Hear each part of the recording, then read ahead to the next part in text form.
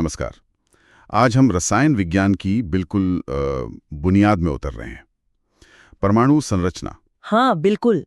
हमारे पास NCERT कक्षा 11 की सामग्री है और आज हम ये समझने की कोशिश करेंगे कि परमाणु की हमारी समझ मतलब कैसे कदम दर कदम बदली। हाँ तो शुरुआत हुई थी डाल्टन के विचार से कि परमाणु पदार्थ का सबसे छोटा कण है जिसे और तोड़ा नहीं जा सकता। पर क्या कहानी इतनी सीधी थी? बिल्कुल नहीं। डाल्टन ने नींव तो रखी, पर जल्दी पता चला कि परमाणु के अंदर भी एक पूरी दुनिया है। अच्छा। हाँ, प्रयोगों से इलेक्ट्रॉन, प्रोटॉन और न्यूट्रॉन जैसे कणों का पता चला। हाँ, इलेक्ट्रॉन पर नेगेटिव चार्ज, प्रोटॉन पर पॉजिटिव और न्यूट्रॉन वो तो न्यूट्रल। यहीं से परमाणु के अविभाज्य होने का विचार टूटना शुरू हुआ। हाँ, तो इन कणों को खोजा कैसे गया? जे थॉम्सन का वो कैथोड रे ट्यूब वाला प्रयोग काफी मशहूर है ना? बिल्कुल। थॉम्सन ने कैथोड किरणों, जो असल में इलेक्ट्रॉन की ही धारा थी, उनके साथ प्रयोग करके इलेक्ट्रॉन के चार्ज और मास का अनुपात मतलब EM पता लगाया। ये एक बड़ी कामयाबी थी। फिर मिलिकिन ने अपनी तेल बूंद प्रयोग से इलेक्ट्रॉन का बिल्कुल सटीक चार्ज निकाला, जिससे उसका द्रव्यमान भी पता चल गया। अच्छा।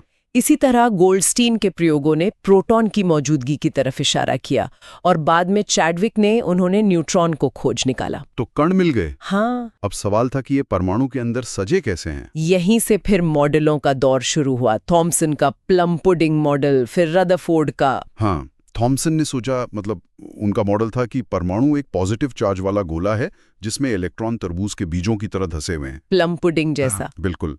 लेकिन असली धमाका किया रदरफोर्ड के अल्फा कण प्रकीर्णन प्रयोग ने। हाँ, वो सोने की पन्नी वाला प्रयोग। वही, उन्होंने सोने की पतली पन्नी पर अल्फा कणों की बौछार की। ज्यादातर कण तो सीधे निकल गए। तो मतलब परमाणु खोखला है ज्यादातर। हाँ, इससे ये पता चला परमाणु का ज्यादातर हिस्सा खाली है, पर कुछ कण मुड़े और बहुत थोड़े से कण, सोचिए लगभग 20,000 में से एक, वो तो 180 डिग्री पर वापस आ गए। अरे, रदरफोर्ड के लिए भी ये बहुत हैरान करने वाला था। जैसे उन्होंने कहा था जैसे किसी ने टिश्यू पेपर पर तोप का गोला चलाया हो और वो वापस आ जाए। वाह। तो इसी से नाभिक यानी न्यूक्लियस का पता चला। एकदम सही। रदरफोर्ड ने नतीजा निकाला कि परमाणु के केंद्र में बहुत छोटी सी जगह में सारा पॉजिटिव चार्ज और लगभग सारा द्रव्यमान केंद्रित है, जिसे नाभिक कहा गया, और इलेक्ट्रॉन इसके चारों ओर घूमते हैं।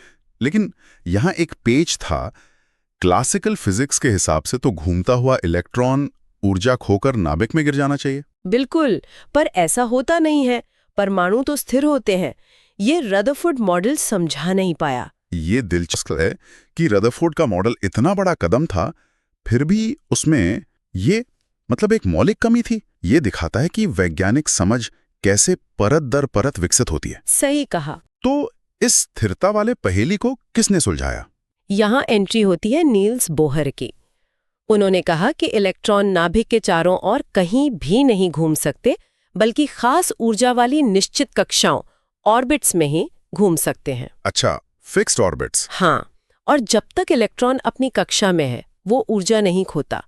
ऊर्जा का लेना देना तभी होता है जब वो एक कक्षा से दूसरी में कूदता है, मतलब जंप करता है। इस मॉडल ने रदरफोर्ड मॉडल की स्थिरता की समस्या सुलझाई और हाइड्रोजन के स्पेक्ट्रम को भी बड़ी खूबसूरती से समझाया। लेकिन कहानी यहीं खत्म नहीं हुई। फिर तो प्रकाश और पदार्थ के दोहरे बर्ताव मतलब डुअल नेचर की बातें होने लगी। ये एक, आप कह सकती हैं, क्रांतिकारी मोड़ था। मैक्स प्लैंक ने कहा कि ऊर्जा लगातार नहीं आती, बल्कि छोटे छोटे पैकेट में आती है, जिन्हें क्वांटा कहते हैं।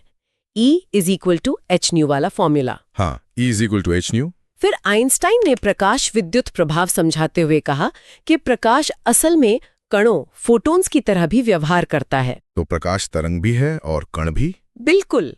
और फिर डी ब्रॉगली ने तो पासा ही पलट दिया। उन्होंने कहा कि अगर प्रकाश तरंग होकर कण बन सकता है, तो इलेक्ट्रॉन जैसे कण वो भी तरंग की तरह व्यवहार कर सकते हैं। λ=hmv। अरे, कण का तरंग जैसा व्यवहार, ये तो सोचने में ही बड़ा अजीब है। और फिर आया हाइजेनबर्ग का अनिश्चितता सिद्धांत। ये क्या कहता है? हाइजेनबर्ग ने कहा कि हम किसी छोटे कण जैसे इलेक्ट्रॉन की सही स्थिति मतलब पोजीशन और सही संवेग मोमेंटम एक ही समय पर एक साथ पता नहीं लगा सकते। एक साथ नहीं, अगर एक को ज्यादा सटीकता से जानने की कोशिश करेंगे तो दूसरे की जानकारी उतनी ही अनिश्चित अनसर्टेन हो जाएगी। और ये सिर्फ हमारे मापने की कमी नहीं है, ये प्रकृति का ही नियम है। बाप रे, तो इसका मतलब बोहर की तय कक्षाओं वाला विचार भी पूरी तरह सही नहीं था। सही। हाँ। वो निश्चित रास्ते वाली बात गलत हो गई। हम इलेक्ट्रॉन का निश्चित पथ बता ही नहीं सकते। तो फिर इलेक्ट्रॉन होते कहाँ हैं अगर निश्चित रास्ता नहीं है तो? यहीं से क्वांटम मैकेनिकल मॉडल आता है।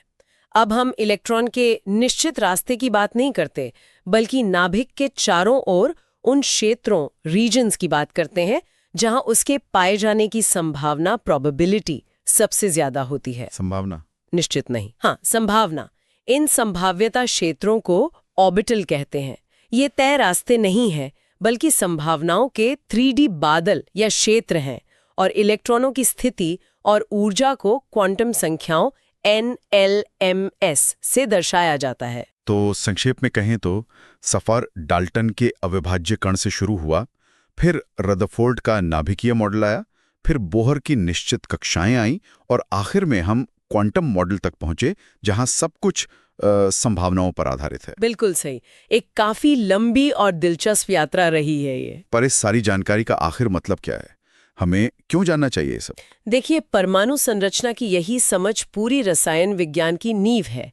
तत्व कैसे व्यवहार करते हैं, वो आपस में जुड़कर अणु मॉलिक्यूल्स क्यों और कैसे बनाते हैं। अच्छा, केमिकल बॉन्डिंग वगैरह। हाँ, केमिकल बॉन्डिंग, आवर्त सारणी, पीरियोडिक टेबल जैसी क्यों दिखती है, कौन सा तत्व कहाँ होगा, ये सब कुछ परमाणु संरचना पे ही टिका है। इसके बिना केमिस्ट्री समझना मुश्किल है। और ये हमें गहरे सवाल पर भी छोड़ जाता है ना? बिल्कुल।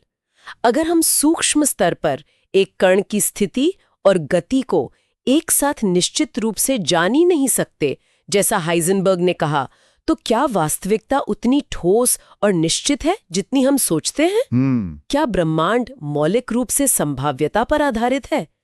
ये एक ऐसा सवाल है जो विज्ञान से आगे जाकर दर्शन, फिलॉसफी तक पहुंचता है और सोचने के लिए काफी कुछ देता है। परमाणु संरचना का ये विश्लेषण वाकई दिलचस्प रहा। एक छोटे से कण के अंदर छिपे इतने बड़े रहस्यों की यात्रा वाकई सोचने वाली बात है।